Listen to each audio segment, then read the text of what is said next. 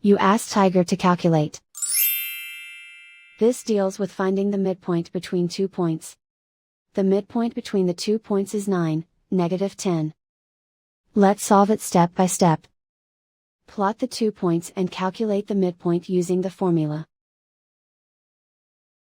The coordinates of point 1 are, x1 equals 18, y1 equals 56. The coordinates of point 2 are, x2 equals 0, y2 equals -76.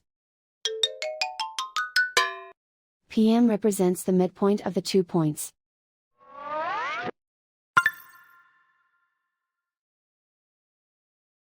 Use the x values in the midpoint formula to find the midpoints x. x1 equals 18. x2 equals 0. Simplify the arithmetic.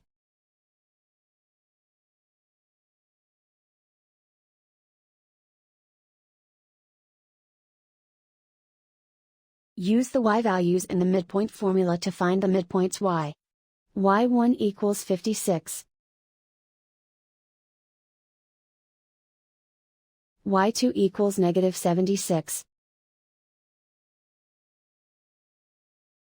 Simplify the arithmetic.